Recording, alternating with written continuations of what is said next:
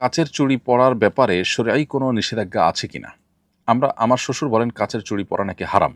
এর আওয়াজ নাকি বাদ্যযন্ত্রের মতো। অনেককে দেখেছি মশা কামড় দিলে সেখানে থুথু লাগান। এটা কি কোনো সুন্নাহসম্মত আমল? এর উপকারিতা কি?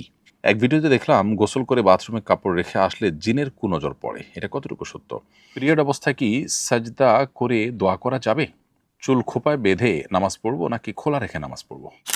কাচের চুড়ি পরার ব্যাপারে শরীআই কোনো নিষেধাজ্ঞা আছে কিনা? আমার শ্বশুর বলেন কাচের চুড়ি পরা নাকি হারাম।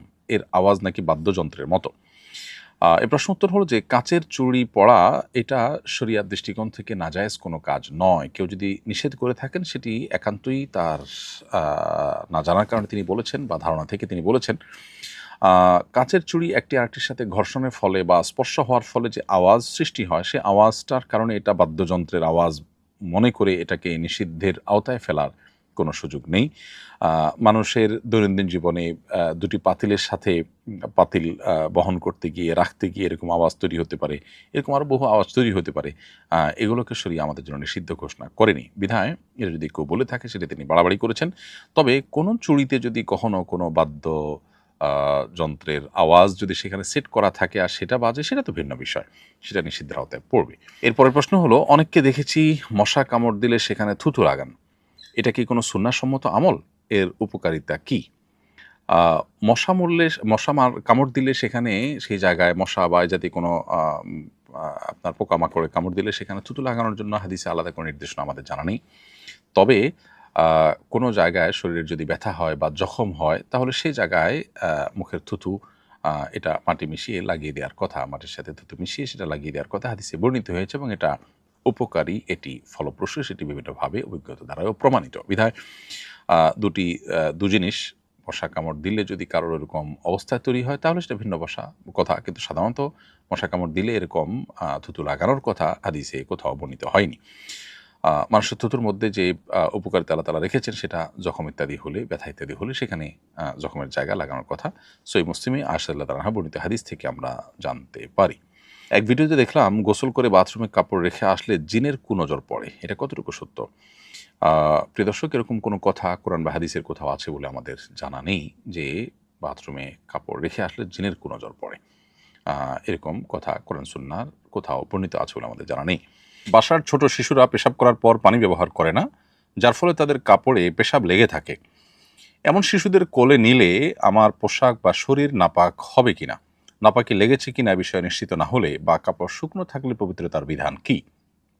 খুবই গুরুত্বপূর্ণ একটি প্রশ্ন। প্রিয় দর্শক, এই প্রশ্ন উত্তরে বলতে চাই, আমাদের ছোট শিশুরা পেশাব করার পর যদি তাদের প্যান্টে, কাপড়ে পেশাব লেগে থাকে, ভিজে যায়, প্রথমত সেটি শুকিয়ে যাওয়ার পর যদি আমরা তাদেরকে কোলে নেই এবং এর কোনো দুর্গন্ধ আলামত কোনো কিছু আমাদের কাপড়ে, পোশাকে সেভাবে দৃশ্যমান না হয়, তাহলে সেক্ষেত্রে আমরা পবিত্র আছি, আমাদের পোশাক-আশাক নাপাক হয়নি, সেটি আমরা ধরে নিব এবং সেটি পাক হিসেবে বিবেচিত হবে।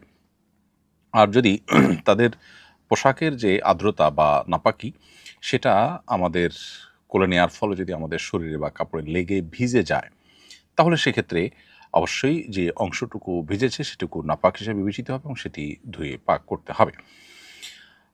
এভাবে আমরা পবিত্রতার বিধান নির্ণীত করব ইনশাআল্লাহ তাআলা। আর যদি নাপাকের কোনো আলামত না থাকে, শুকিয়ে গেছে সেরকম হালকা ভেজা যেটুকু সেটুকুর কোনো ভেজা ভাব আমাদের কাপড়ের শরীরে আসেনি, তাহলে সেক্ষেত্রে তার ফলে অপবিত্র হয়েছি আমরা বা আমাদের কাপড় অপবিত্র হয়েছে, সেই রকম কোনো বিধান প্রযোজ্য হবে না। পিরিয়ড অবস্থায় কি সাজদা করে দোয়া করা যাবে?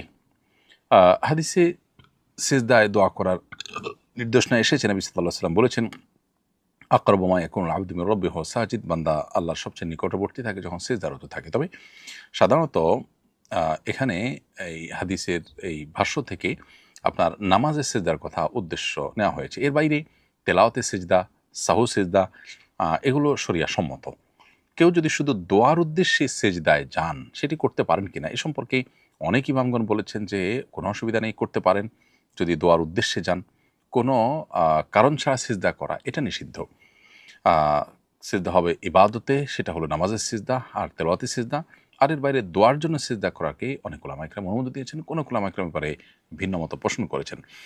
তো পিরিয়ড অবস্থাতে নামাজ পড়া নিষেধ, সিজদা নামাজের একটা পার্ট। অতএব এটা না করাটাই হলো নিরাপদ। শুধু দোয়ার উদ্দেশ্যে সিজদা হলো যেটা আসলে নামাজের পার্ট না, শুধুই দোয়ার উদ্দেশ্যে। সেটি অবশ্য হতে পারে। কিন্তু যেহেতু অনেক ওলামায়ে কেরাম এ ধরনের সিজদাকে অনুমোদন করেন না, অর্থাৎ শুধু দোয়ার জন্য সিজদার কথা তারা বলেন যে শরিয়া সিদ্ধ নন। অতএব ইখতিলাফের বা মত পার্থক্যের ঊর্ধ্বে ওঠার জন্য তিনি সাধারণ এবং স্বাভাবিক অবস্থায় দোয়া করতে পারেন, জিকির আজকার করতে পারেন, আল্লাহ তাআলার কাছে দুহাত তুলে দোয়া করতে পারেন কিবলামুখী হয়ে বা যেকোনো দিকে ফিরে, সেটা ভিন্ন বিষয়। সেটি আপনি মেইনটেইন করতে পারেন। চুল খোঁপায় বেঁধে নামাজ পড়ব নাকি খোলা রেখে নামাজ পড়ব? পুরুষদের জন্য চুল বেঁধে নামাজ পড়া অবশ্য মাকরুহ এবং নিষিদ্ধ। তবে মেয়েরা চুল আ খোলা রেখে বেঁধে তারা নামাজ পড়তে পারেন, কোনো অসুবিধা নেই।